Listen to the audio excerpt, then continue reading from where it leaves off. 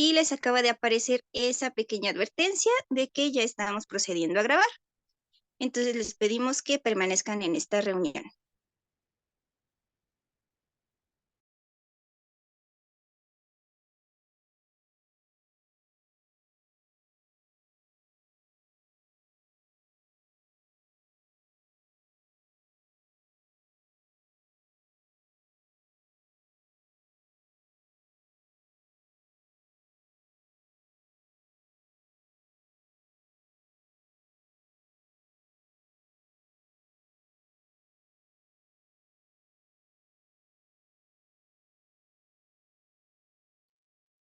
Hola, buenas noches, hermanos.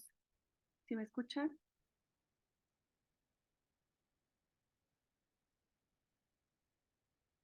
Ingrid, vamos a dar inicio con la oración. En cuanto esté listo el padre, se integra. Tenemos problemas de internet allá en la parroquia. ¿Sale? Entonces iniciamos con la oración. Y en cuanto esté listo, me indican para poder ya iniciar la presentación. ¿De acuerdo? Gracias. Listo. Buenas noches, hermanos. ¿Sí me escuchan? Ok. Esta noche le corresponde al padre Fernando Lascuaga Ayala compartirnos el tema del Pentateuco. Bienvenido, padre. Sí, muy buenas noches a todos, a todas, hermanas, hermanos. Me da mucha alegría poder estar aquí nuevamente con ustedes, pues compartiendo esta experiencia de nuestro caminar en la fe, en la Sagrada Escritura, en el conocimiento, en la profundización, en el compromiso de amar más a fondo la palabra de Dios y todo el misterio que representa la palabra de Dios. Por eso vamos a encomendarnos al Señor para pedirle que Él nos ilumine, que nos ayude para poder comprender lo que Él nos quiere compartir en esta noche, que seamos dóciles y estemos abiertos a la acción del Espíritu para poder ir comprendiendo más a fondo lo que Él nos enseña en su palabra. Nos comparte en este curso de Sagrada Escritura. Bien, pues vamos a hacer nuestra oración en el nombre del Señor. Iniciamos en el nombre del Padre, y del Hijo, y del Espíritu Santo. Amén.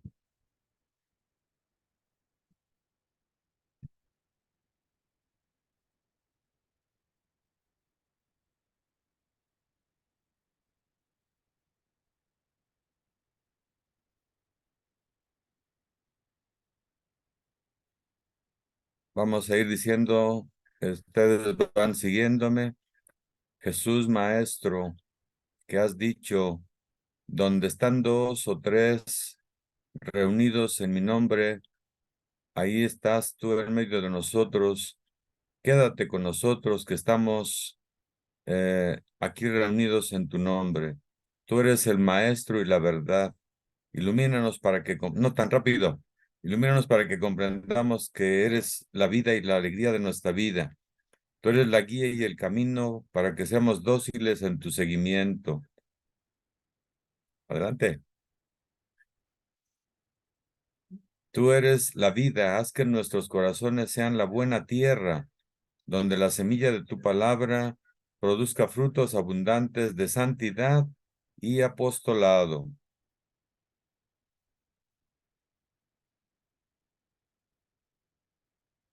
Gloria al Padre y al Hijo y al Espíritu Santo. Jesús Maestro, camino, verdad y vida, ten piedad de nosotros. Amén. Muy bien, pues vamos a disponernos entonces, como ya les ha dicho Marre. Hermanos, pues el tema de esta noche se llama el Pentateuco. Y cuando hablamos del Pentateuco, la palabra viene de una lengua griega que significa libro de 5 estuches.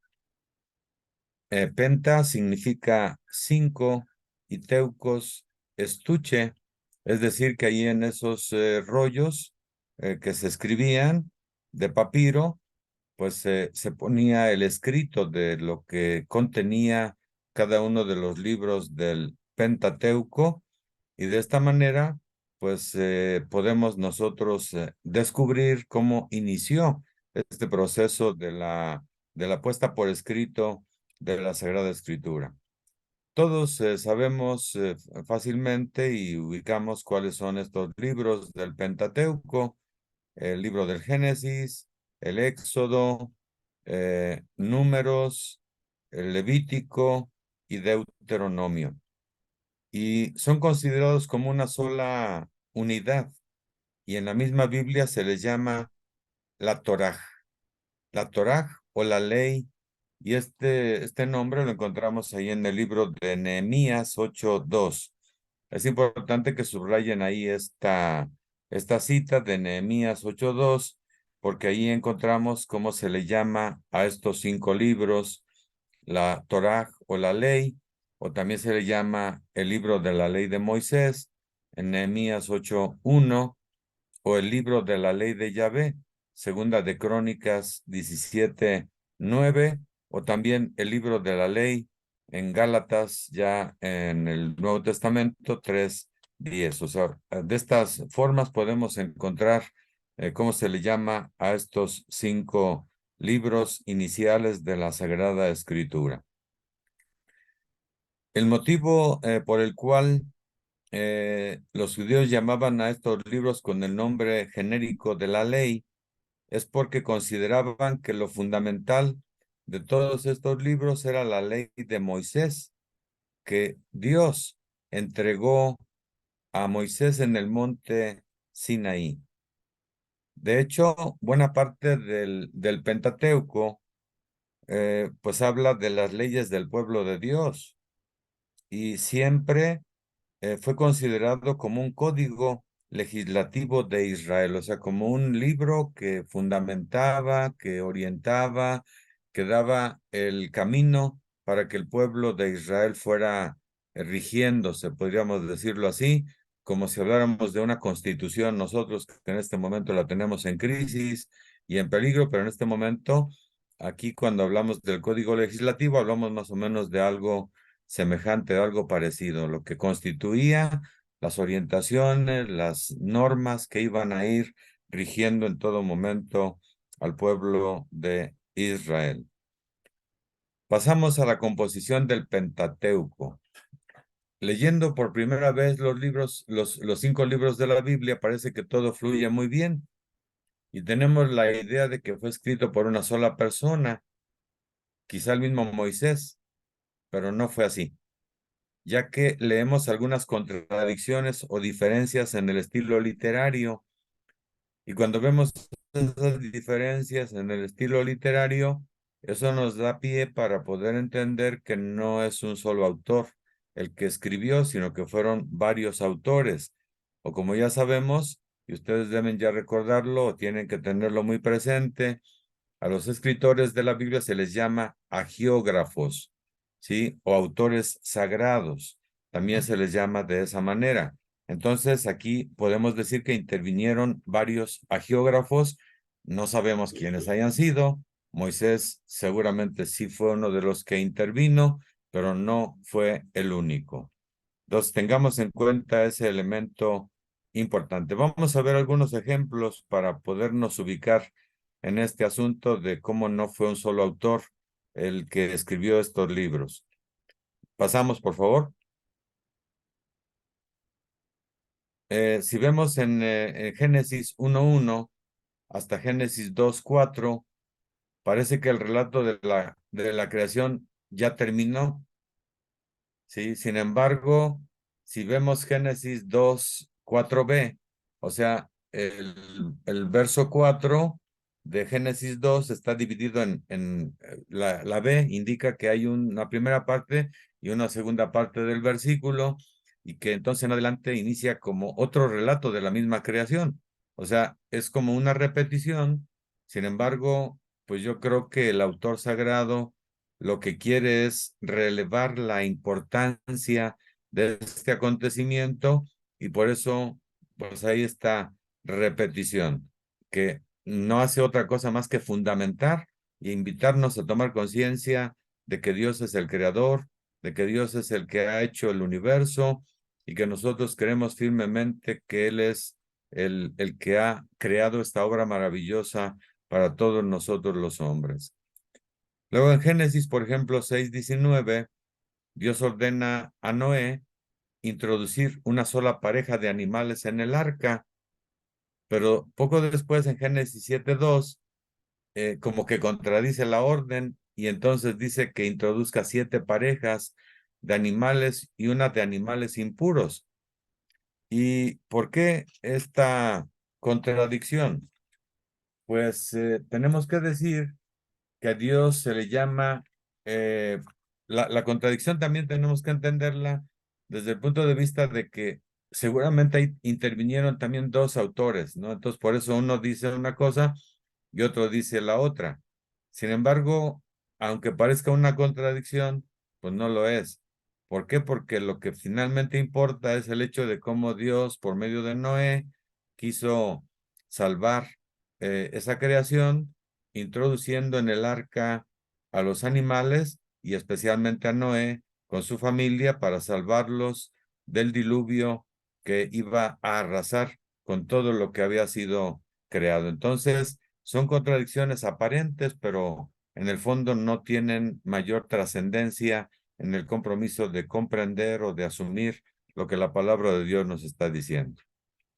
Bien, después de esos primeros elementos para introducirnos en el Pentateuco, también hay que tomar en cuenta este otro aspecto.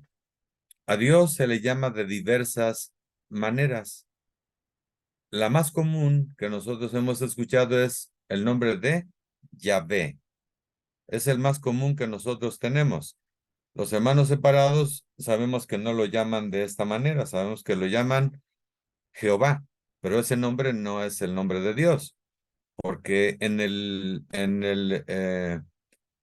alfabeto hebreo no existían las vocales, entonces nada más existía la palabra, existía la letra, la Y, la H, la B y la H nuevamente, pero no estaba la A ni la E, sino eso fue un añadido posterior para poder pronunciar el nombre, y entonces ya se le dio el nombre de Yahvé, pero las iniciales o las palabras o las letras hebreas ya indican lo que es ese nombre de Yahvé, y seguramente ustedes recuerdan qué significa Yahvé.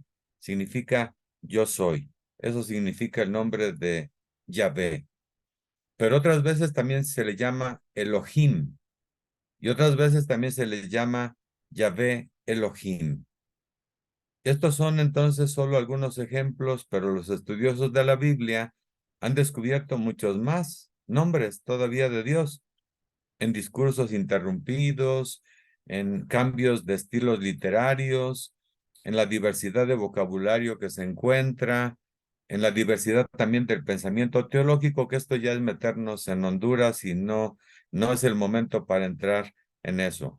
Solamente decimos todo esto para ver pues cómo hay una gran variedad de elementos en la misma Sagrada Escritura que nos llevan a tomar conciencia de que no podemos en ningún momento dejarnos confundir, en este caso por los hermanos separados, que es por donde más a veces podemos tener problemas, cuando ellos llaman a Dios Jehová.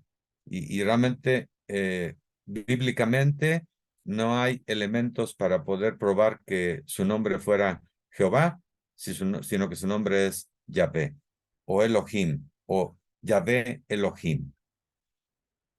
También es importante que tengamos en cuenta que no es fácil saber exactamente lo que pasó.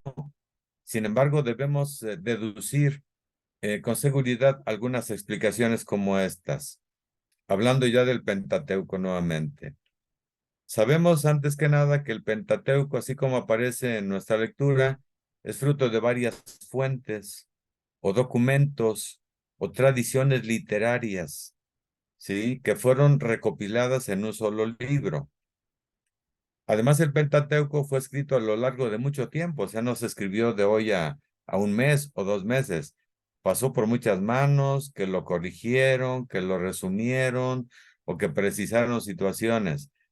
A mí, hermanos, lo que me llama la atención es que a pesar de que haya pasado por tantas manos y de que haya sido sujeto a correcciones o a resúmenes o algunas transformaciones, sin embargo, lo maravilloso es que no pierde la esencia, ¿sí? Se sigue manifestando Dios, se sigue siendo presente su amor, se sigue siendo presente su gracia y se nos sigue invitando para que nosotros entremos en contacto y en relación con Él, porque es un Dios que nos ama y es un Dios que quiere que nos comuniquemos con Él, que nos relacionemos con Él. No tanto que sepamos con precisión cosas científicas sobre Él, porque la Biblia, lo vamos a ver un poco más adelante, no es un libro científico, no es un libro de historia en su sentido más estricto, sino es un libro de historia, pero de historia de salvación.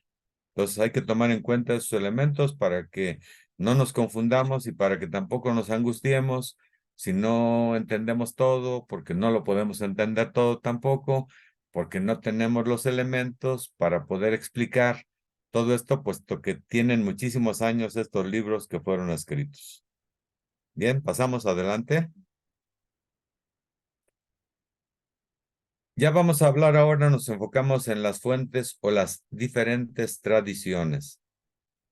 De este examen que se hace de los 5 primeros libros de la Biblia, que fueron compuestos a partir de 4 documentos que se escribieron de manera separada y luego se incluyeron dentro del Pentateuco. ¿Cuáles son estas 4 fuentes o tradiciones de donde se fundamenta o donde parte la escritura del Pentateuco? Una se llama Yavista, ¿sí? Otra se llama Eloísta, y vamos a ver cómo tienen también una letra que las identifica. Un poquito más adelante lo vamos a ver. Eloísta, deuteronomista y sacerdotal. Estas son las 4 tradiciones entonces que tienen como fuente, o ahí está la base, el fundamento de lo que encontramos en el Pentateuco. Bien, adelante. ¿Pasamos? Nos fijamos ahora en la tradición ya vista. Como les dije, está designada por la letra J. Entonces, cuando vemos esa letra, nosotros podemos, en un estudio ya, en una reflexión ya que estemos haciendo, en una tarea, si encontramos este elemento, pues ya sabemos a qué nos estamos refiriendo. Nos estamos refiriendo a la tradición yavista, y se llama así porque desde el principio, como ya dijimos, se llama Dios Yahvé. Sin duda nació en la época de Salomón, o sea, fíjense hasta cuándo nació, ¿no? O sea, Salomón pues va a existir muchos años después de este momento en que se escribió o empezaron a presentarse las fuentes del Pentateuco, y fue hasta en el año 1950 antes de Cristo cuando surge esta tradición yavista en los ambientes regios de Jerusalén.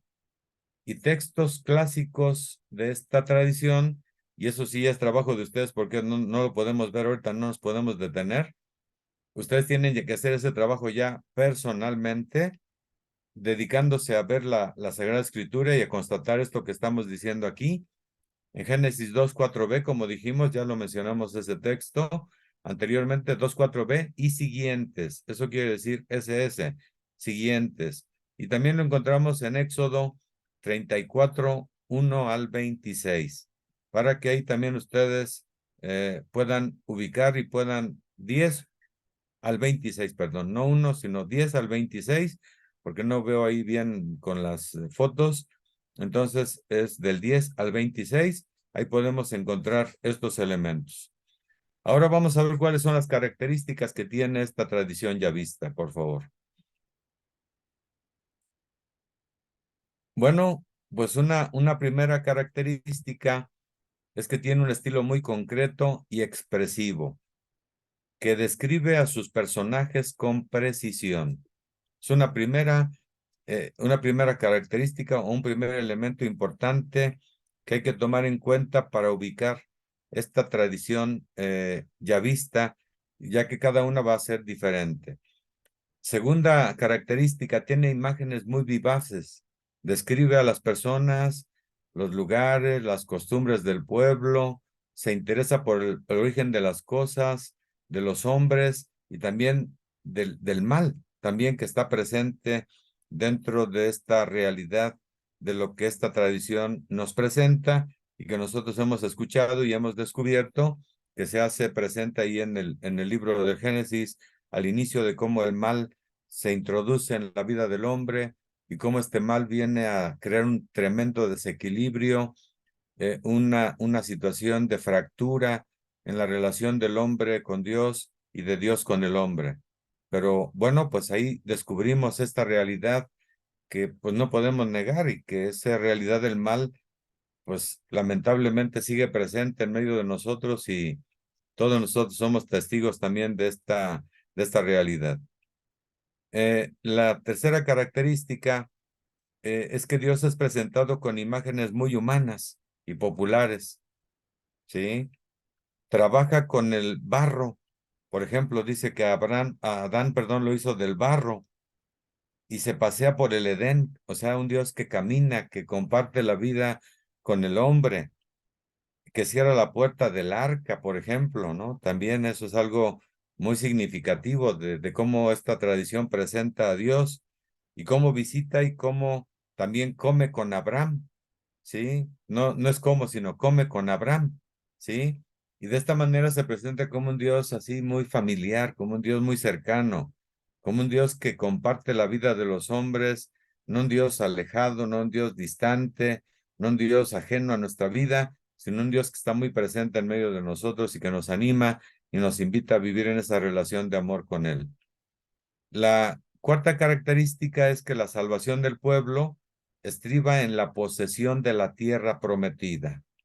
Ya sabemos cómo Dios le promete a Abraham que va a tener esa tierra prometida, y esa tierra se llama Canaán, ¿sí? Y esta promesa, pues Dios se la hace a Israel, pero por medio de Abraham, y sabemos ya de antemano, pues todo lo que va a pasar y lo que va a suceder para que esta promesa se pueda llegar a realizar. O sea, pasa muchísimo tiempo y pasan muchísimas cosas antes de que esta promesa se pueda cumplir.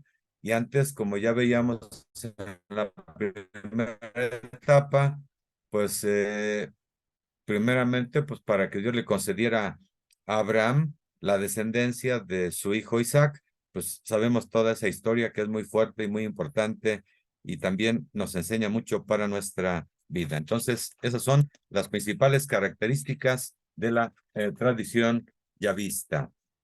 Pasamos ahora a las características de la tradición eloísta, y que está designada por la letra E. Se denomina así porque ya dijimos que a Dios se le llama Elohim, ¿sí? Elohim, Yahvé, ¿sí? A los cananeos los llama, por ejemplo, amorreos, y al monte Sinaí lo llama monte Oreb.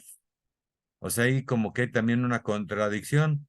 Sin embargo, pues son situaciones ahí de los autores, que uno quizás pensaba de una manera, uno veía las cosas de una manera y otro las veía de otra, pero la esencia no cambia. O sea, finalmente la tierra se llama Canaán, y el monte, uno es el Sinaí. Sabemos que el Sinaí fue donde se entregaron los mandamientos, y el Oreb fue donde fue la transfiguración del Señor. O sea, esas son las características o las diferencias que hay entre estos dos montes, el Sinaí y el monte Oreb. Nació posiblemente después de Salomón en el reino del norte, porque hay que tomar en cuenta que después de que Salomón reina, eh, las 12 tribus de Israel se van a dividir en dos reinos, el reino del norte y el reino del sur. Y entonces el reino del norte va a tener la mayor parte de tribus. Por otra parte, el reino del sur va a tener nada más pues una tribu y media, o sea, la tribu de Judá prácticamente, ¿no? Entonces, sin embargo, vemos cómo las páginas de esta tradición están marcadas por la predicación del profeta Elías. Ustedes recuerdan seguramente cómo se le llama al profeta Elías. Se le llama profeta de fuego. Es el nombre con el que se identifica a Elías, el profeta de fuego, porque tenía un gran vigor, tenía una gran vitalidad, un gran compromiso para predicar y para defender el nombre de Dios y para luchar en contra de todos los sacerdotes de Baal, que eran muchísimos, y entonces Elías los enfrentó. Y luego Oseas, o sea, el profeta del amor misericordioso de Yahvé.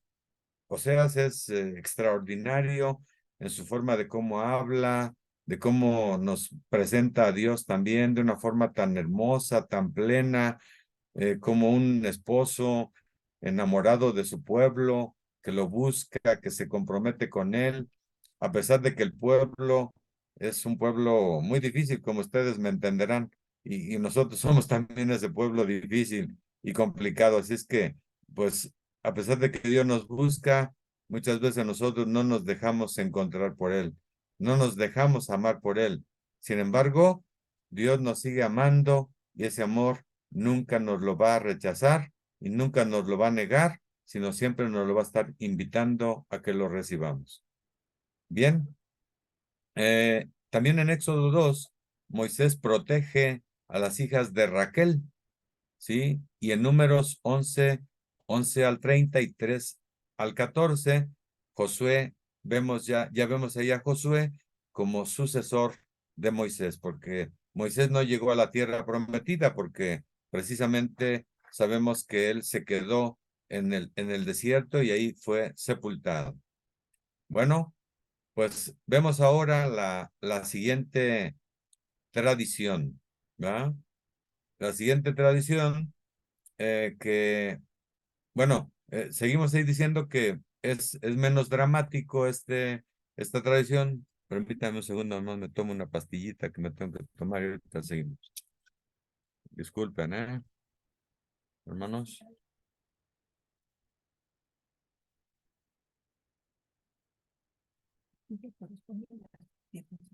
Ajá.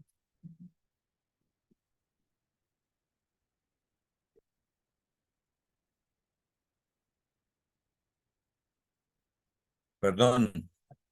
Bueno, pues entonces ya empezamos aquí con los elementos que nos van planteando ya todas estas situaciones que son fundamentales en nuestro caminar de fe. Es menos dramático y menos concreto que el yavista, ¿sí? Esta tradición eloísta, por ejemplo, ahí ya vemos una diferencia muy significativa. También presenta el mensaje religioso con más reflexión y tiene una fina sensibilidad moral. O sea, ya va utilizando, ya va empleando otros elementos distintos a los que veíamos en el yavista. Entonces, va viendo una complementación, pero al mismo tiempo que va viendo una complementación, también va viendo como un progreso, va viendo como un avance, de tal manera que vemos así de esta manera como Dios también se va revelando, pues poco a poco. ¿Y por qué se va revelando poco a poco de esta manera? Pues porque nosotros los hombres somos limitados y no podíamos entender de lleno y de un solo momento lo que Dios significa dentro de nuestra vida. Después también ve a Dios Elohim no de forma humana, ¿sí? Como el yavista, sino tiende a espiritualizar la imagen de Dios. Y por ejemplo, aquí es la razón de que prohíbe sus representaciones. Aquí ustedes recuerden este texto que es muy importante, Éxodo 24:10. Les pido por favor que lo subrayen, ¿sí? Porque en ese texto pues se apoyan mucho los hermanos separados para decir que nosotros somos idólatras porque tenemos imágenes, pero están malentendiendo lo que dice este texto o lo que dice esta tradición, porque aquí en este caso Dios no interviene personalmente, sino solo a través de sueños, de visiones o de milagros. Pues por eso es que precisamente vemos a un Dios más impersonal que en la antigua tradición que habíamos visto en la yavista. También la salvación consiste en la alianza, que es el verdadero tesoro de Israel. Acuérdense cómo Dios hace alianza con el pueblo y en esa alianza, ¿qué es lo que sucede? ¿Qué es lo que pasa? O sea, Dios se compromete y le dice al pueblo de Israel, yo seré tu Dios y tú serás mi pueblo. Es el contenido de la alianza. Tú serás mi Dios y yo seré tu pueblo. Entonces, aquí también nosotros tenemos como que hacer una comparación y decir, bueno, como que en el bautismo nosotros hicimos una alianza con Dios. Y dijeron, tú serás mi Dios y yo seré tu hijo, yo seré tu hija.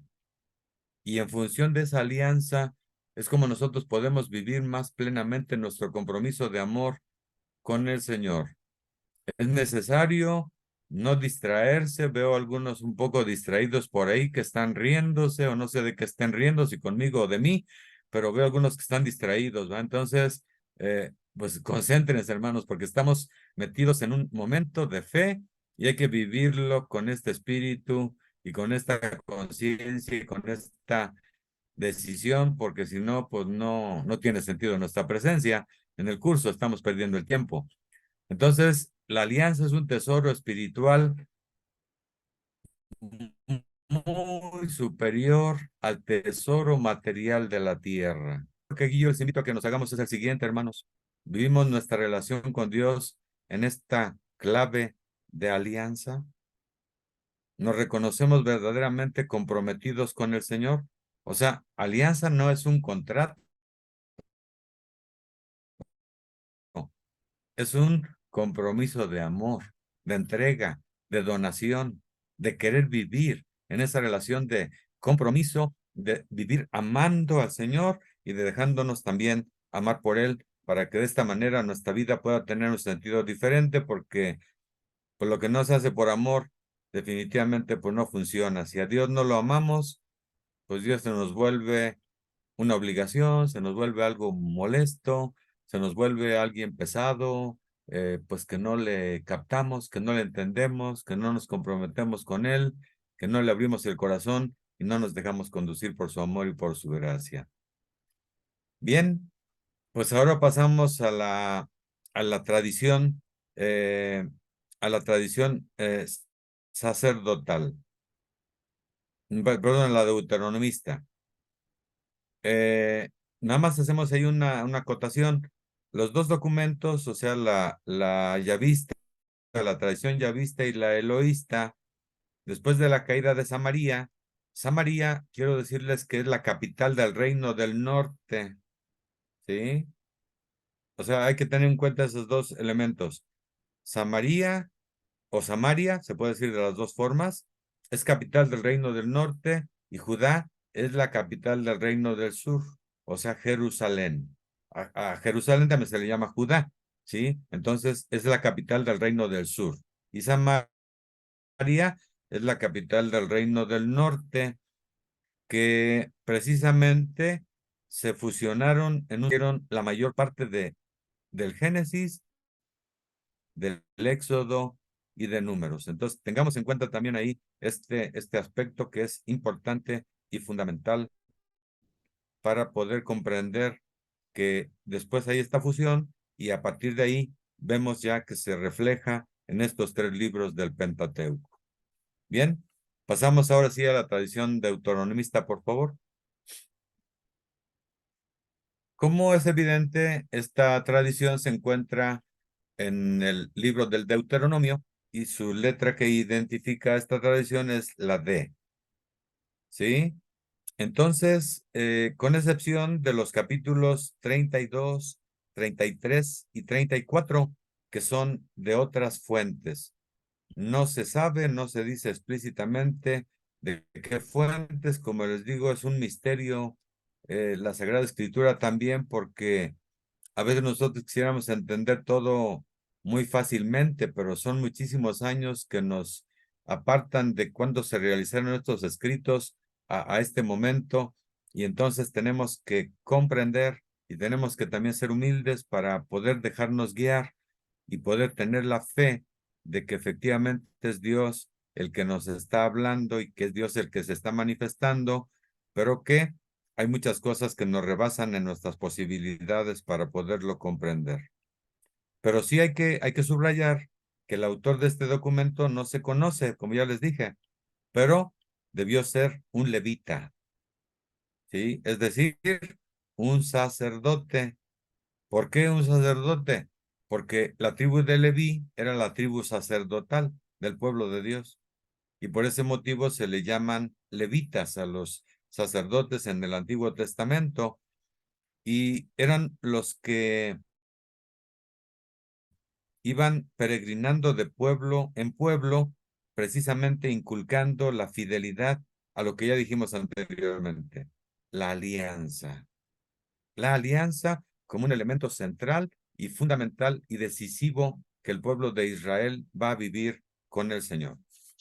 Bien, vamos a ver ahora algunas características de esta tradición deuteronomista. Entre otras, descubrimos que tiene semejanza con el eloísta porque llama a Dios Elohim, y a Sinaí lo llama Oref, y habla mucho de la alianza. Entonces, eso hace suponer que se escribió en el mismo lugar y ambiente que el eloísta, y también en el reino del norte. Vean cómo van coincidiendo varios de los puntos que ya mencionamos anteriormente. ¿Sí están de acuerdo?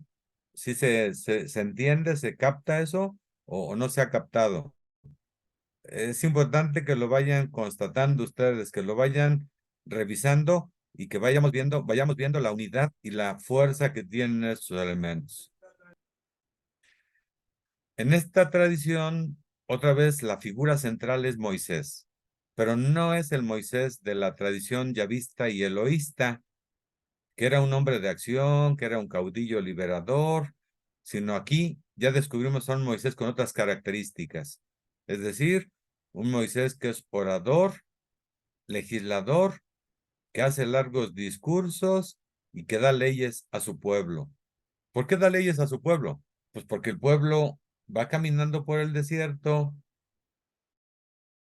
el pueblo va teniendo problemas, va teniendo dificultades, y entonces ante esas dificultades que se van generando en las relaciones entre el pueblo, antes que del pueblo que vienen caminando por el desierto, pues se requiere precisamente que haya leyes para que como pueblo. Entonces, por eso es necesario que nos abramos a esta situación y veamos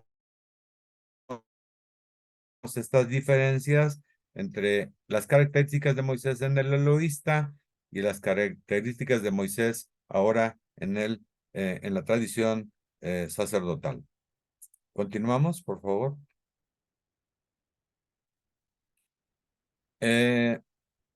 También tiene semejanza, no es una narración histórica, sino como ya les dije, es un código de leyes. La historia del pueblo está presente, pero solo indirectamente, o sea, no aparece en primer lugar esa realidad, sino lo que aparece o lo que más tiene relevancia son las leyes que son las que rigen al pueblo y no el pueblo tal cual presentado como lo más importante o fundamental.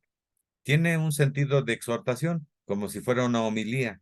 O sea, esa es la finalidad o la explicación o la forma como comprender estas leyes que Moisés daba al pueblo para exhortarlo, para invitarlo a que pudiera obedecer al Señor y pudiera precisamente ir caminando de acuerdo con lo que Dios quería para este pueblo, porque era el pueblo de Dios. Y así es llamado el pueblo de Israel, el pueblo de Dios en el Antiguo Testamento. Y ahora, pues sabemos que el pueblo de Dios, pues somos todos nosotros, es decir, la iglesia. La doctrina del deuteronomista como punto de partida, el tema es la elección. Dios ha escogido a Israel, como ya dijimos, como pueblo suyo. Entonces, eso es algo muy importante también que necesitamos tomar en cuenta y que está ahí como una cosa que tenemos que resaltar muy significativamente. Luego seguimos que la tradición sacerdotal está designada por la letra P, ¿sí? La letra P. Y este documento nació durante el destierro en Babilonia. O sea, van a pasar muchos años nuevamente. El pueblo de Israel va a ser desterrado. El reino del norte, ojo con esto, escuchen bien, el reino del norte, las tribus del reino del norte van a ser desterradas a Babilonia, ¿sí? Por Nabucodonosor. Él es el que los destierra a Babilonia, ¿sí? En cambio, las del sur van a ser destinadas a Siria, ¿sí? Y en este caso va a ser destierro. O sea, pero ambas tribus, o todas las tribus van a vivir la experiencia amarga y dolorosa del destierro. ¿Y por qué viene el destierro? Por la desobediencia precisamente a la alianza. Esa es la causa del destierro, que el pueblo desobedeció a Dios, rompió la alianza muchas veces, se hizo idólatra en muchos momentos, siguió otros dioses. Entonces, por eso Dios pues les envió, así que esa es la experiencia del destierro, una experiencia de purificación, de transformación, de renovación que van a vivir ahí. Y cuando los naciones, estando en Babilonia, y su ley, para mantener la fe y la esperanza del pueblo, ahí precisamente van teniendo la oportunidad de encontrarse y de tener esta opción de la tradición sacerdotal de la que estamos hablando en este momento. Ejemplo, pasamos, por favor. Génesis 1, 2 al 4, al 4a. O sea, digamos también que hay otro texto ahí que empieza Génesis 1, 2, 4b, como que decíamos que ahí se acababa la creación. Sin embargo, más bien es como una acentuación del mismo texto y como una repetición aparente. Y también está ahí, ya empezándose a manifestar, se van a manifestar todavía muchas más leyes, muchísimas leyes que van a guiar al pueblo de Israel. Entonces, no es difícil distinguir en el Pentateuco lo que pertenece a esta tradición, porque tiene características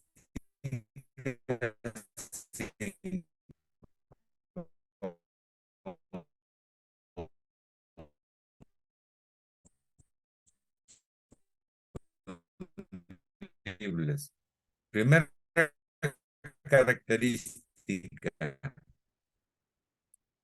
tiene una forma de hablar solemne, que ubicar en nuestro contexto, porque precisamente está dado en ese momento, en esas características, en esa realidad de lo que está viviendo el pueblo.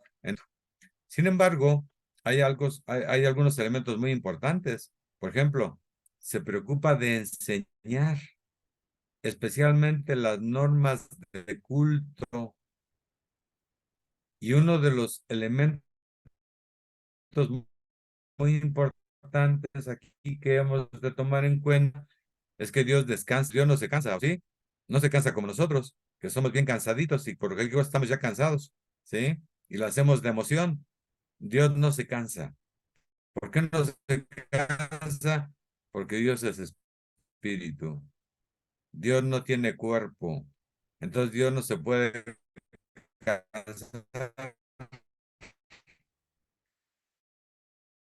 Sin embargo, el autor del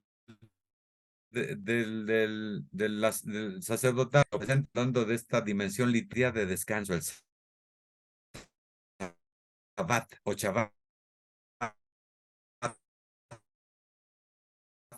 así le llaman los judíos, Shabbat. Padre, Y ¿nos permite sabemos que tantito? para ellos el sábado, nada en sábado, y todavía actualmente no permiten que se haga nada en sábado, ¿sí? O sea, ni Padre siquiera Fer, pueden apagar un foco, ¿va? Ni siquiera eso se atreven a hacer en sábado porque han caído en un legalismo tremendo.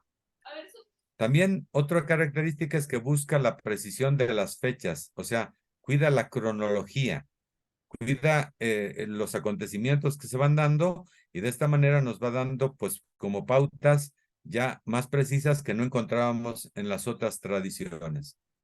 Otra característica es que Dios es muy diferente de cómo escribe Yavista y Eloísta. Es una imagen mucho más espiritual y abstracta, como ya les decía. O sea, Dios es palabra y Dios es, dijimos que, espíritu. Dios es espíritu. Y por lo tanto, estamos entrando en otra dimensión de lo que es Dios, alguien con quien nosotros no podemos fácilmente entrar en contacto en ese sentido, sino solamente por la fe. Pero hablando desde una dimensión así de quererlo entender humanamente, pues no lo podríamos hacer, sino solamente a partir de su palabra que se nos revela y de que Dios es espíritu y si lo amamos, pues tenemos que creer verdaderamente en Él y estamos llamados a abrirle nuestro corazón y a reconocerlo presente cada día en medio de nosotros, porque rebasa totalmente las posibilidades de nuestros conocimientos y de nuestras capacidades. Bien, continuamos, por favor.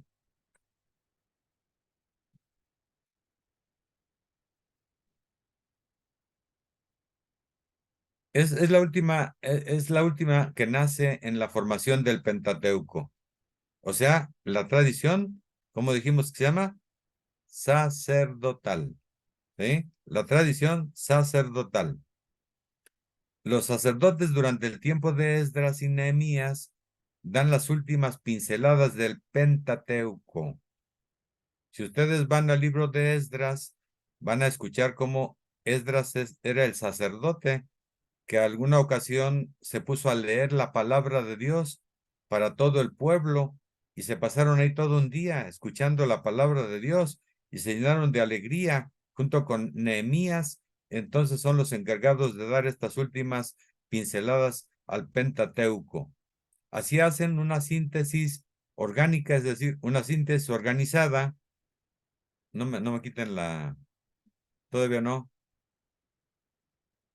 Hacen una síntesis orgánica de la historia de la salvación. O sea, van organizando, van como integrando ya todo más en un orden, en un cierto orden, para que de esta manera vayan conservando intactas las varias tradiciones y van añadiendo también las particularidades de la tradición sacerdotal y dan a todo esto un cuadro doctrinal y teológico. O sea, nos están presentando ya una dimensión más fuerte de lo que es Dios, porque sabemos que la teología lo que hace es la ciencia que estudia a Dios y que nos hace comprender más profundamente este misterio de Dios dentro de nuestra vida. Lo que sale de esta síntesis es solo un volumen y es el Pentateuco. Y este trabajo parece que se terminó, parece, no podemos asegurarlo así con total precisión o científicamente, porque no podemos hablar de esa manera, hacia el año 400 antes de Cristo, hermanos. Entonces, así podemos ver estas cuatro tradiciones que ya dijimos cómo se llaman. La primera se llama Yavista, la segunda se llama Eloísta, la tercera se llama Deuteronomista y la cuarta se llama sacerdotal. ¿Cuáles son las letras? La primera es la J, la segunda es la E. ¿Están de acuerdo? La segunda es la E, la tercera es la D y la cuarta es la P para identificar la tradición sacerdotal. Entonces, eso es importante sí que ustedes lo asimilen, que ustedes se lo aprendan para que puedan tener ese contexto y puedan ya identificar claramente estas 4 tradiciones que influyeron y que fueron determinantes en la formación de estos 5 libros del Pentateuco. Bien, pasamos a un tercer punto, y que es la reconstrucción de la historia del Pentateuco. Reconstruimos para mayor claridad la larga historia de los primeros 5 libros de la Biblia. Ahí ustedes los tienen enumerados, no hace falta que nos detengamos más ahí. Pasamos ya a lo que sigue, por favor. En la época de los patriarcas, esta época de los patriarcas va del año 1800 al 1300 antes de Cristo, y durante el tiempo de Abraham, de Jacob, José y hasta Moisés, no se escribe la historia y la vida del pequeño pueblo de Dios. Todo es recordado oralmente, con tradiciones. Por eso, en ese momento no había todavía un escrito, no había un manuscrito, podríamos decir así. Solamente existían tradiciones y costumbres que se transmiten de padres a hijos, ¿sí? No había ningún libro todavía en ese momento, en esta etapa, del 1800 a 1300 antes de Cristo, sino solamente había, ¿qué subrayamos ahí? ¿Qué dijimos que había? Tradiciones y costumbres que se transmiten de padres a hijos.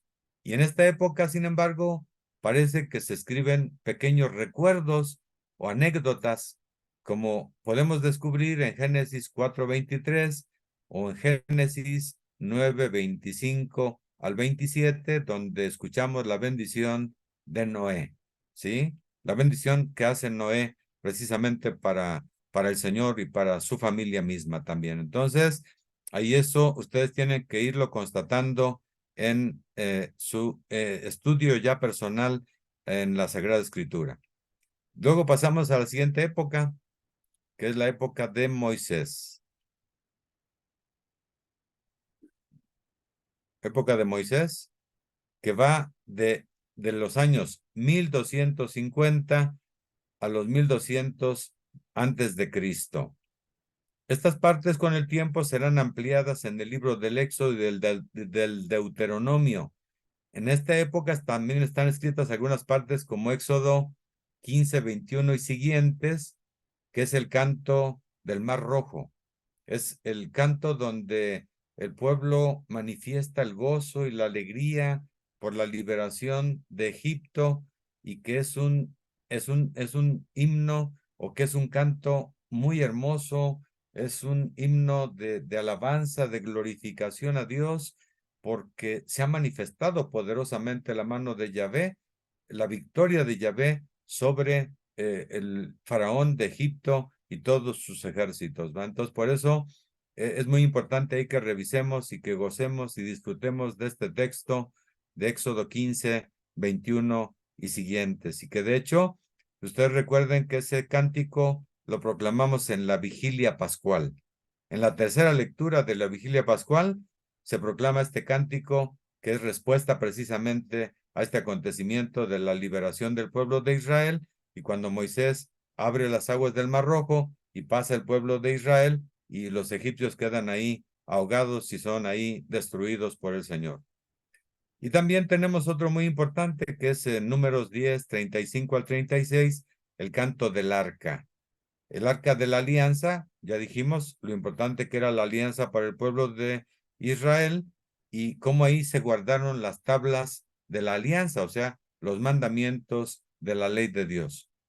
Así pues, entonces el pueblo de Israel vive su experiencia más profunda. ¿Y cuál es esta experiencia más profunda? Su liberación de Egipto. Pero ¿cuánto va a costar esta liberación? Todavía nosotros hoy nos seguimos dando cuenta cómo también nosotros mismos no aceptamos suficientemente ser liberados por el Señor. Muchas veces queremos seguir siendo esclavos en lugar de seguir siendo libres. Y cuando nosotros, por ejemplo, seguimos hoy viviendo en el pecado, pues ¿qué es lo que pasa? ¿Cómo somos? ¿Esclavos o libres? O si vivimos en la mentira, ¿cómo somos? ¿Esclavos o libres?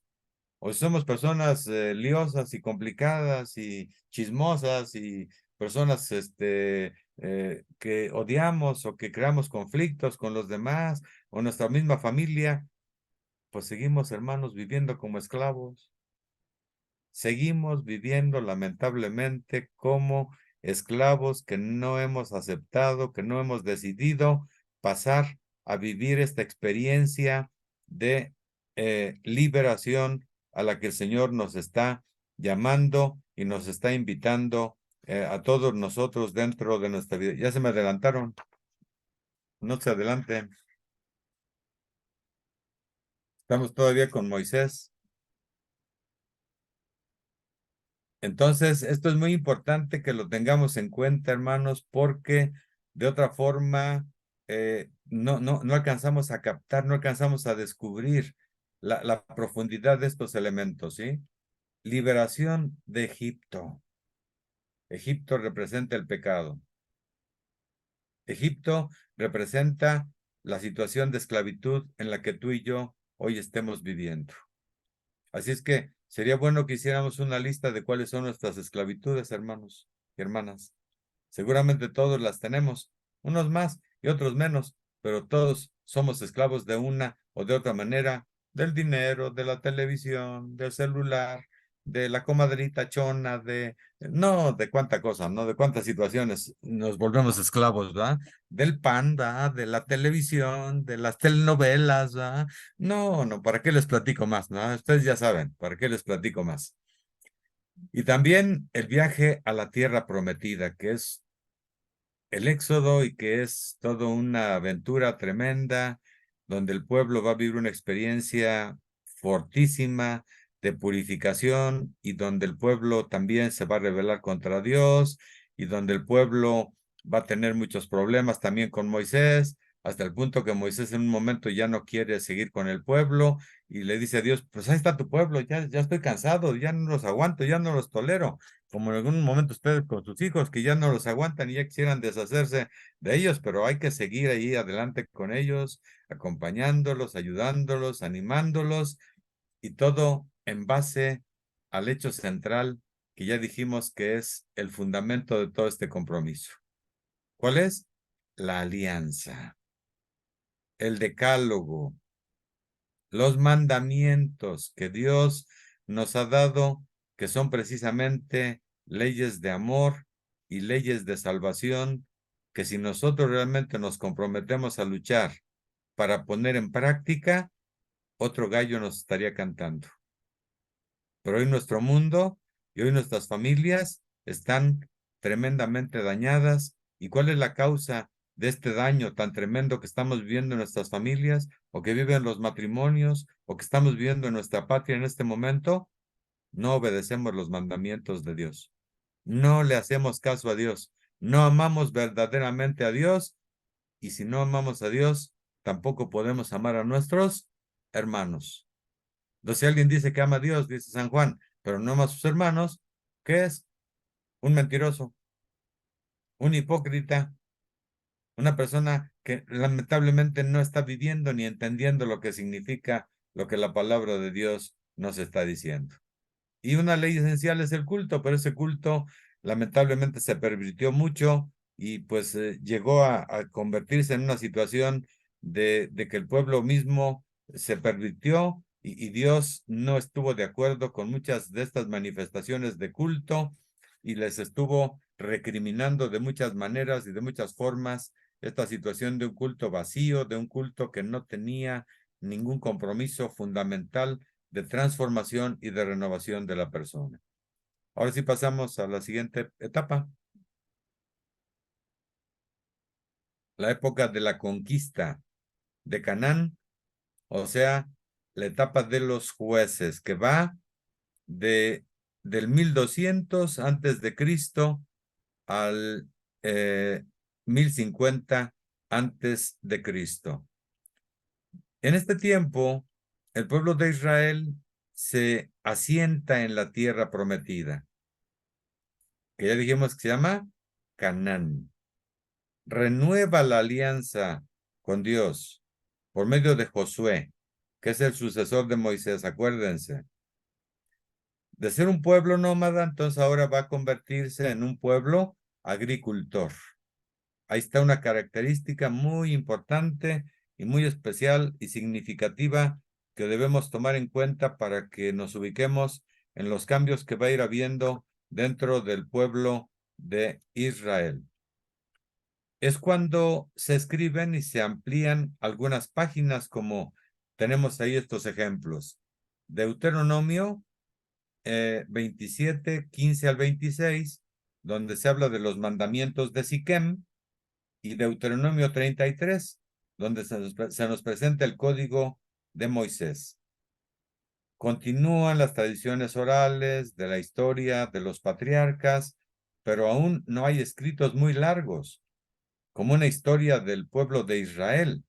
Solamente se escriben trozos aislados de la ley y de las costumbres que se conservan. Así es que, pues tenemos que ir viendo que esto supone mucha paciencia y supone comprender que esto no se dio, como ya les dije y lo repito, lo reitero, de la noche a la mañana, sino que fue un proceso de muchísimos años para que estos libros se pudieran escribir. Sin embargo, ahí está presente el Señor, ahí está presente el Espíritu Santo, porque se conserva la esencia de lo que Dios nos quiere compartir y Dios nos quiere comunicar y enseñar.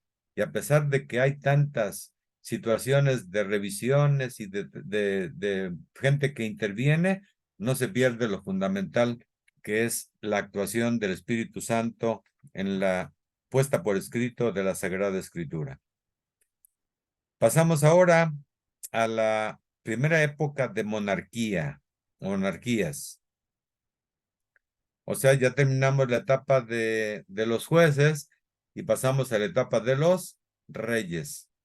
Apenas hemos estado leyendo en el libro de los reyes la historia de Saúl, la historia de David, la historia de Salomón, que va de los años 1000 al 900 antes de Cristo. En esta época se empieza a pasar por escrito la historia, fíjense, ya se los había dicho antes, es hasta este momento cuando se empieza a poner por escrito la historia y las leyes de manera más ordenada. Aquí nace, ya dijimos, la tradición ya vista en Judea, en el tiempo de Salomón. El material de este documento, como ya hemos dicho, se encuentra en los libros del Génesis, Éxodo y Números. Y después de un siglo, cerca del año 900 antes de Cristo, nace entonces el otro documento que ya dijimos, que es el Eloísta. Ese nace en el norte, en el reino del norte de Israel, en el norte, en el reino de Israel. El material de este documento se encuentra en los mismos libros de Génesis, Éxodo y Números. O sea, se van fundiendo, se van integrando y se van, pues de esta manera ya realizando los escritos de una forma más concreta, como podríamos decir, los podemos ir encontrando ya en este momento. Entonces, en este mismo tiempo se escribe el documento de el Deuteronomista, que encontramos en el Deuteronomio y que empieza en el capítulo 12 y hasta el capítulo 16 y se presenta como un conjunto de leyes que desarrolla hasta los particulares de la ley de Moisés, adaptándola al tiempo. Ya pasamos, ya estamos en la siguiente.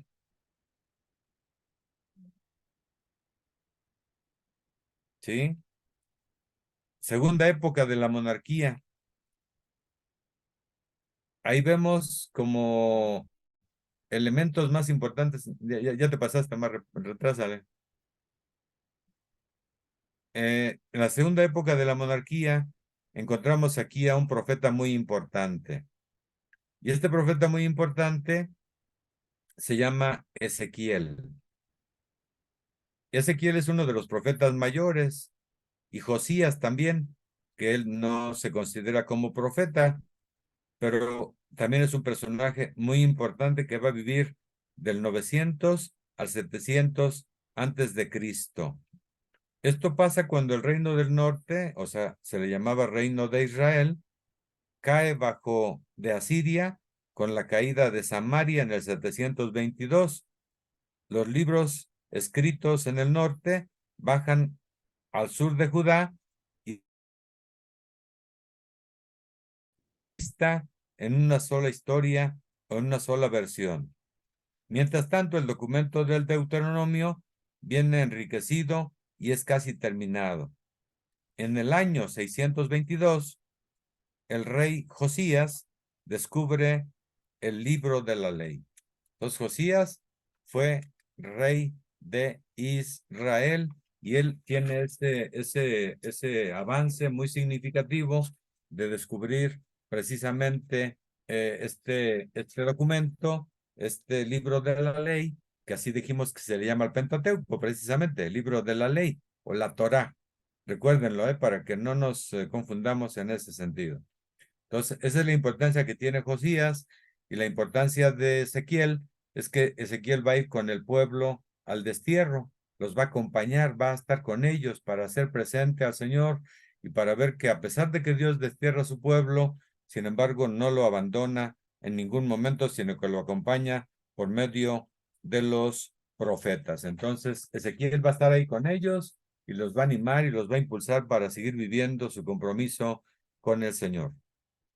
Y vemos ahí otro elemento muy importante, ahí que encontramos este libro de la ley en Segunda de Reyes 22, 3 al 20. Subrayen por favor esa cita, que seguramente es el mismo Deuteronomio. También eso hay que tomarlo ahí muy significativamente en cuenta. Los sacerdotes también desde Salomón habían empezado, habían empezado a poner por escrito sus tradiciones y leyes de culto. Y en esta época ya está la ley de santidad que encontramos en Levítico de los capítulos 17 al 26.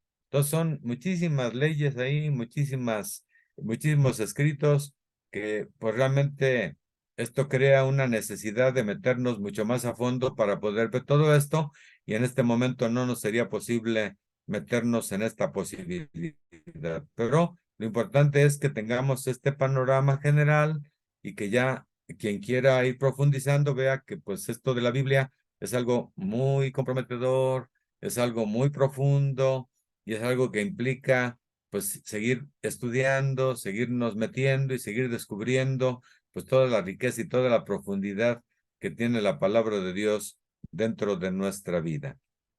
Y después de eso vamos a ver lo que pasa en el exilio de Babilonia. Es en los años 587 a 538 antes de Cristo.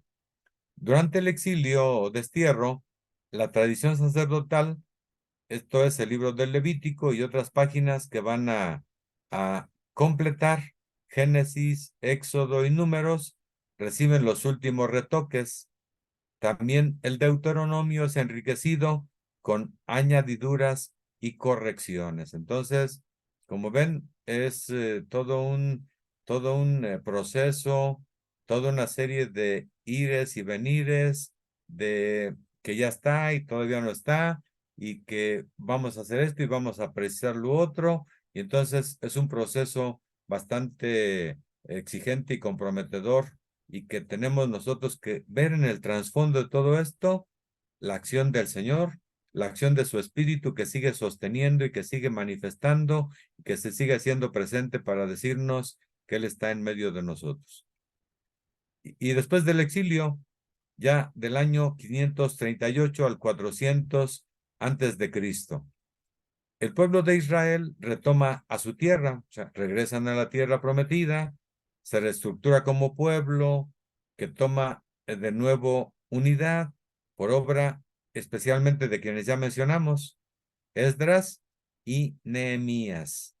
En este periodo, un grupo de maestros israelitas recoge todo el material de leyes existentes, que son los 4 documentos o tradiciones, y funden todo ya en una sola obra, que es el Pentateuco. Entonces, tenemos ahí todo el proceso que es importante que luchemos para tomar en cuenta y de esta manera pues vayamos descubriendo y captando pues toda la riqueza y toda la exigencia que plantea todo este estudio del Pentateuco. Y pasamos ya a la parte final, que es la conclusión o conclusiones. ¿Qué decimos en la conclusión o conclusiones? Nos vamos introduciendo poco a poco en el misterioso mundo de la palabra de Dios.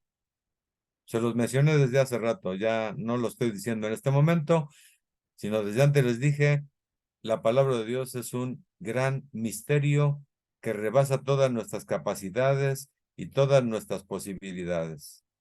Entonces, ante ese misterio, pues nosotros hemos de pedir al Señor que nos ilumine, y hemos de pedirle que nos ayude a ser humildes, y hemos de pedirle que nos ayude a poder reconocer que necesitamos mucho de su gracia y que necesitamos ponernos en sus manos amorosas y benditas y que necesitamos en todo momento estar recurriendo al estudio, a la profundización de la palabra de Dios y que necesitamos tener una fe muy grande y muy fuerte para dejar que esta palabra se vaya haciendo vida en medio de cada uno de nosotros. Por eso del estudio de esta lección, ¿cuáles son las conclusiones más importantes que podemos sacar? Primero, que la composición del Pentateuco, descubrimos cómo la inspiración del Espíritu Santo ha sido derramada en todo momento y en toda circunstancia, a pesar de que, como ya dijimos, fueron muchos los que intervinieron en la puesta por escrito de estos libros, ¿sí? Se han escrito y se han corregido los textos y sin embargo lo esencial no se ha perdido. Primera conclusión. Segunda conclusión. El mensaje de salvación que Dios quiere darnos se esconde debajo de la historia, o sea, debajo de leyes, de costumbres de un pueblo determinado, que es el pueblo de Israel. Y ese pueblo de Israel, pues tiene otra mentalidad totalmente diferente a la que nosotros tenemos. Ellos son orientales, nosotros somos occidentales. Por lo tanto, hay que ubicarse para entender la Biblia en la realidad de Oriente, no de Occidente. Nosotros tenemos otra forma de pensar, otra forma de ver las cosas. Ellos, en cambio, lo ven y lo entienden de otra manera muy diferente, ¿no? Entonces, es importante ahí que veamos esta situación como algo que es fundamental y muy importante también para que podamos ir no desesperándonos, sino teniendo calma y teniendo paciencia para podernos ir introduciendo y metiendo cada día más y saboreando y gustando más profundamente lo que la palabra de Dios en estos libros nos va planteando y nos va invitando precisamente a vivir y a luchar para que nos comprometamos a trabajar para poner en práctica y en base a eso pues nosotros logremos ir viviendo más conscientemente nuestra vida de amor, de relación y de compromiso con la palabra de Dios. Y finalmente, entonces, especialmente en estos primeros libros, la verdad que el Señor quiere entregarnos no está en los hechos en sí mismos, ¿sí? Por ejemplo, si hablamos de la Torre de Babel, sino en el mensaje y en la enseñanza que que el escritor sagrado quiere darnos de este acontecimiento particular, ¿sí? ¿Qué es lo que pasó, por ejemplo, ahí en la Torre de Babel? Ya sabemos que el pueblo se ensoberbeció, quería hacer una torre que llegara hasta el cielo, y entonces Dios, ante esa actitud de soberbia y de orgullo del pueblo, lo que hace es confundir las lenguas y de esta manera pues se crea una tremenda división y ya no pueden lograr eso que ellos querían. En resumen, hermanos, la Biblia no podemos leerla como un libro de historia científica, sino como un libro de fe y de salvación. Hay que subrayar, por favor, esos elementos. Tenemos que leer la Biblia como un libro de fe y de salvación. Si lo queremos ver como un libro científico, pues no vamos a entenderlo y vamos a decir Dios nos está engañando, no es verdad lo que dice la Biblia, está mal la Biblia. No, la Biblia no está mal.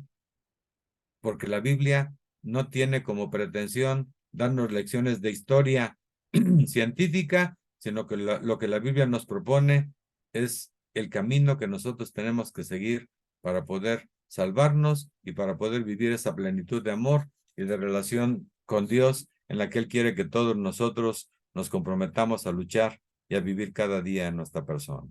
Así pues, de esta manera, hermanos, pues terminamos nuestra sesión del Pentateuco. Pues si hay alguna pregunta, sería el momento para compartirla, o alguna cosa que les haya llamado la atención, o si no fui claro, pues para poder precisar alguna cosa que sea necesario hacerlo.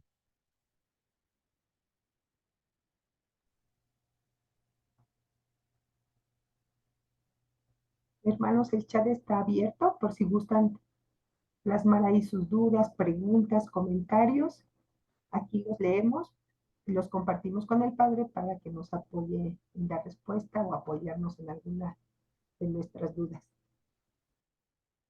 Nos quedan 10 minutitos, hermanos. No, primero ¿Por qué los años van del mayor al menor? pues Rosario Ramírez. precisamente porque estamos entendiendo que precisamente Cristo la historia se cuenta a partir de Cristo. Cristo es el parteaguas de la historia. Entonces venimos de más a menos, ¿verdad? Porque con Cristo empieza nuevamente la historia. Con Cristo se reedita la historia y con Cristo empieza la historia. Y por eso precisamente la historia propiamente ya más explícitamente de los libros del Pentateuco son a partir del año 1250. Antes de ese momento todavía no hay una fecha explícita. O sea, a partir de los patriarcas es cuando más o menos ya se tiene una fecha más o menos prevista, el año 1250 antes de Cristo. Pero antes, los otros acontecimientos, por ejemplo, de la creación, los primeros 11 capítulos del Génesis están fuera de la historia, fuera del tiempo. No hay un tiempo en que se dijo de tal año a tal año se realizó la creación, ¿no? No podemos tener esos elementos para poder decirlos, perdón, y por eso entonces va de más a menos, ¿sí? Y se va reduciendo hasta llegar al momento del nacimiento de Cristo, donde nuevamente empieza la historia, y ahora nosotros vamos ya de menos a más.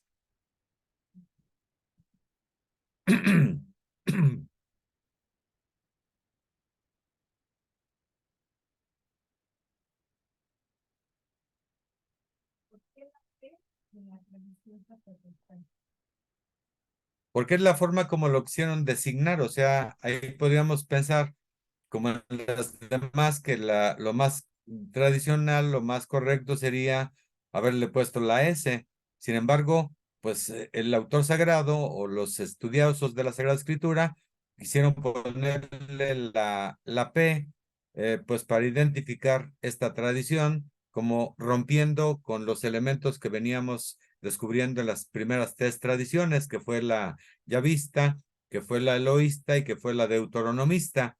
Entonces aquí el autor sagrado o el escritor de esta tradición, pues más bien quiso como hacer una diferencia y no seguir lo que venían trayendo los otros escritores, sino quiso identificar la tradición sacerdotal con la P en lugar de la S, que sería lo más lógico en un momento determinado, pero más bien él quiere invitarnos a identificarlo con la letra P, pues porque tuvo otra mentalidad, porque escribió en otro momento, porque como ya les dije, va viendo muchas variaciones, va viendo muchos estilos y formas literarias de cómo se van combinando los escritos de los libros del Pentateuco. Por ese motivo, ahí vemos una letra diferente a con la que está denominada la tradición sacerdotal. Al parecer ya no hay más preguntas, Padre. Bueno, si no hay más preguntas, entonces, bueno, pues vamos a... perdón. Una más, acaban de... ¿Por qué el pueblo se dividió en norte y sur? Bueno, la razón fundamental fue la siguiente. O sea, como ustedes saben, las tribus de Israel eran 12, ¿sí? Porque los hijos de Jacob fueron 12 hijos. Entonces, se fueron ubicando en el territorio de Canaán y cada tribu tenía su territorio. Entonces, había un solo rey para todas las tribus y también había un solo templo, que era el templo de Jerusalén.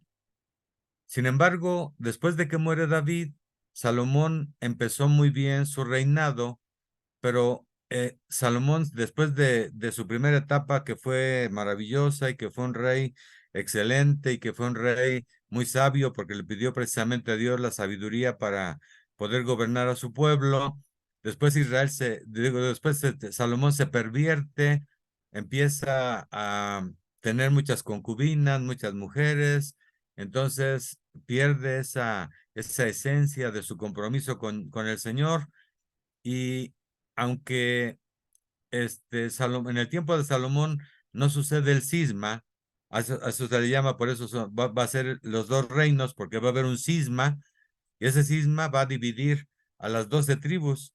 Y como les dije, las tribus del reino del norte son 10 y las tribus del reino del sur son 2, pero prácticamente nada más una. O sea, la tribu de Judá es la que forma el reino del sur, ¿sí? Y el reino del norte va a ser el reino más numeroso, y por eso viene la división. Y la división se hace en el tiempo de un rey que se llama Jeroboam, ¿sí?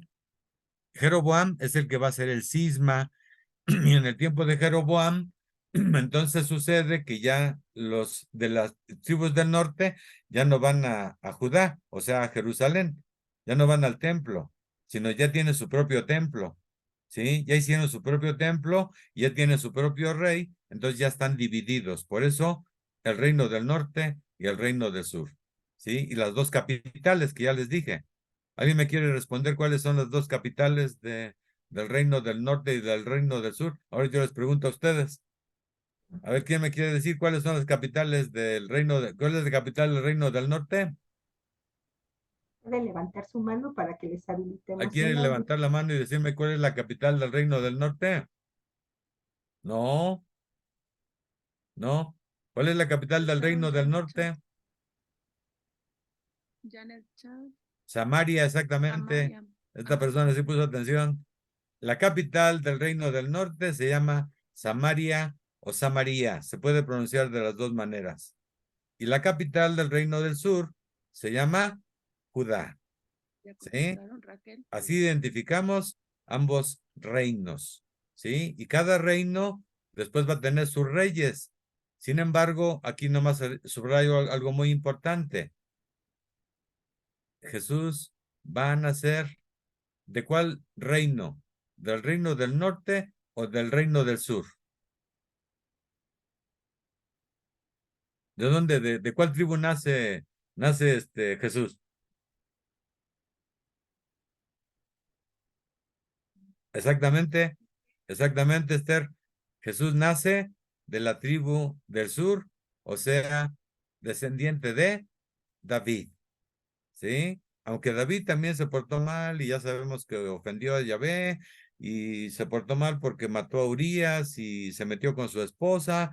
Sin embargo, David se arrepintió y Dios lo perdonó y le dijo que en tiempo de su hijo Salomón no iba a pasar nada, pero que después de Salomón iban a venir los problemas y efectivamente vinieron los problemas y las tribus se dividieron y por eso la cuestión esta que les dije del reino del norte y del reino del sur. Es la razón de por qué pasó esta situación y por qué los destierros de ambos reinos a estos lugares donde fueron desterrados, porque sí fueron desterrados todos y pues toda esta historia se fue entretejiendo ahí de una forma muy misteriosa y muy especial y Dios se fue manifestando en todo momento en medio de toda esta situación, de toda esta realidad. ¿Sí? No, Elohim. Elohim. Sí, se pronuncia como J, no Elohim. No, Elohim no. Elohim. Es la forma correcta de pronunciación. Elohim. comentan, en Génesis, Moisés protege a las hijas de Raguel y no de Raquel. ¿Sí hay error en ¿Cómo la no tradición? entendí? ¿Mandé? No entendí. Dice, en Génesis, Moisés protege a las hijas de Raguel y no de Raquel. ¿Sí hay error en la tradición eloísta?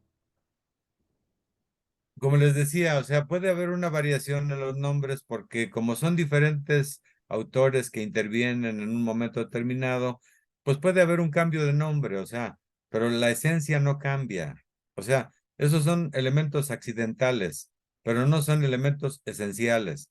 Son simplemente situaciones que pueden cambiar, que puede haber una equivocación en ese sentido, pero no es algo que trasciende hacia el fondo de lo que se nos está diciendo y de lo que se nos está enseñando, sino solamente es algo accidental, pues que pudo pasar porque un autor lo vio de una forma y el otro autor lo vio de otra manera y por eso el cambio del nombre nada más, pero en la esencia no hay ninguna cosa fundamental. Padre, muchas gracias. Hasta el momento no hay más preguntas. No sé si gusta que pasemos a la siguiente actividad. Sí, ya, sí, efectivamente no es un libro de historia científica, digo ahí nada más, sí, no es un libro de historia científica, sino es un libro de historia de salvación. Lo que Dios busca por medio de la Sagrada Escritura y concretamente en estos primeros libros del Pentateuco es nuestra salvación y no que seamos científicos de la Sagrada Escritura, sino hombres de fe, mujeres de fe, que nos dejemos conducir y que vayamos caminando y vayamos descubriendo ese amor tan grande del Señor y ese compromiso en el cual Él nos llama a luchar para vivir cada día en nuestra relación con Él y también en nuestra relación con los hermanos, y que hoy, en medio de las circunstancias tan difíciles que estamos viviendo en nuestra patria, nos comprometamos a volvernos al Señor y a ser verdaderamente el pueblo de Dios, porque en la medida en que nos apartamos de Dios y rompemos la alianza con el Señor, la vida se nos vuelve más difícil y más complicada, hermanos, y la realidad nos lo está indicando hoy tremendamente, que nos estamos olvidando de Dios, y al olvidarnos de Dios y al apartarnos de Él, nuestra vida se vuelve un caos, un desastre, y nuestra patria vive momentos terribles de violencia y de muerte y de destrucción y de dolor y de un sufrimiento terrible que nos está pegando muy seriamente y muy fuertemente a todos. Y yo les invito a que oremos mucho y nos comprometamos a tomar conciencia de esta realidad tan difícil en la que estamos viviendo. Vamos a escuchar un canto para culminar nuestra lección y que este canto nos anime y nos ayude para poder darle gracias al Señor y pedirle su ayuda misericordiosa que nos aliente en nuestro caminar y en nuestro compromiso de cada día para seguirlo y para servirlo y amarlo con todo el corazón y con todas nuestras fuerzas.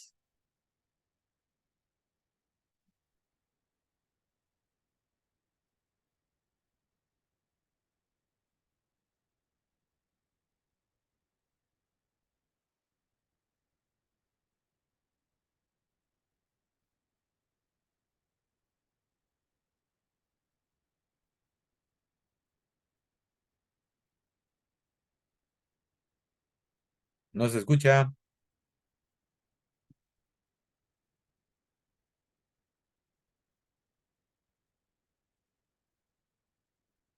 Un momento, hermano, nada más, porque no nos viene audio Marre, entonces está buscándole ahí para encontrarle el audio, porque no lo puede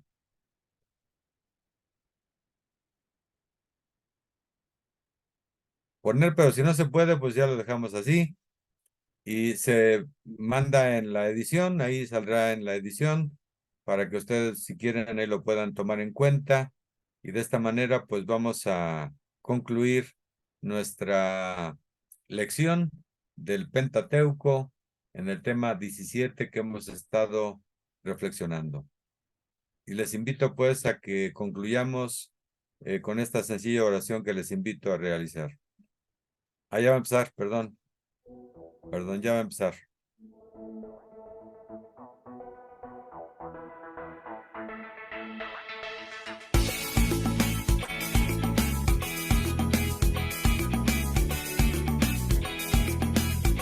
¿Se escuchan? vas a aprender los primeros libros de la Biblia para que en la casa lo repitas junto a tu familia. Pon mucha atención, pues será divertido y diferente. Todos notarán que tú eres muy inteligente. Génesis, Éxodo, Levítico, Números, Deuteronomio. Génesis, Éxodo, Levítico, Números, Deuteronomio. Pentateuco, repite dando un brinco. Son los primeros libros, 1, 2, 3, 4, 5. Pentateuco, repite dando un brinco. Son los primeros libros, 1, 2, 3, 4, 5.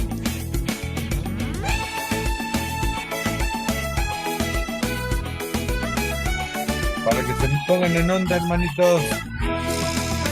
Hoy vas a aprender los primeros libros de la Biblia para que en la casa lo repitas junto a tu familia. Pon mucha atención, pues será divertido y diferente. Todos notarán que tú eres muy inteligente. Génesis, Éxodo, Levítico, Números, Deuteronomio. Génesis, Éxodo, Levítico, Números, Deuteronomio. Pentateuco, repite dando un brinco. Son los primeros libros, 1, 2, 3, 4, 5. Pentateuco, repite dando un brinco. Son los primeros libros, 1, 2, 3, 4, 5.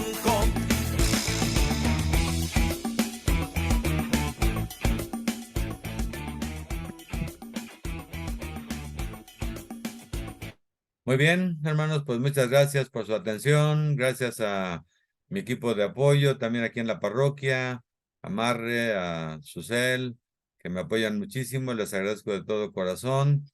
Y pues sin ellas creo que no podría yo hacer fácilmente este trabajo. Así es que me declaro pues humildemente necesitado de la ayuda de los demás y con humildad les pido que me sigan apoyando y bueno, pues yo en lo que pueda y con mucho amor y con mucha alegría lo hago.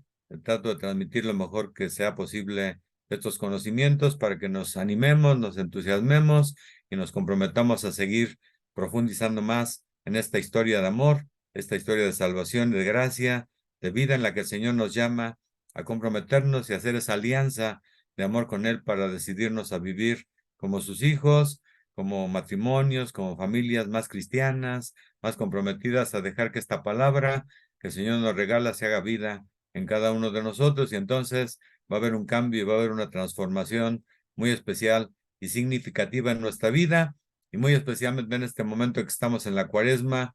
El Señor nos llama a encontrarnos con su palabra, a dejarnos renovar por su palabra y a hacer presentes esas palabras que nos dice muy claramente el libro del Deuteronomio. Escucha, Israel, el Señor nuestro Dios es el único Señor. Amarás al Señor tu Dios con todo tu corazón, con toda tu alma, con toda tu mente, con todas tus fuerzas.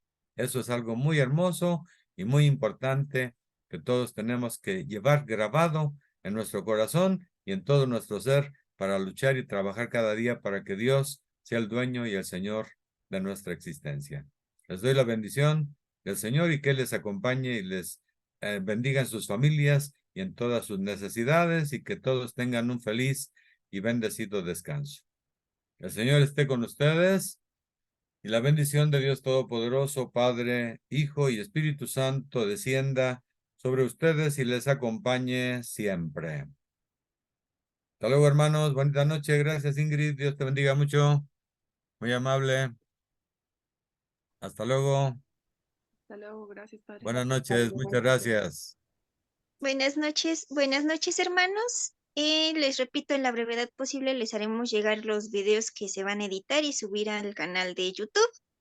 Si hay algún otro aviso en este respecto, se los haremos llegar por sus coordinadores al grupo que tenemos con ellos. Que pasen bendecida noche y buen descanso. Cerramos esta sesión.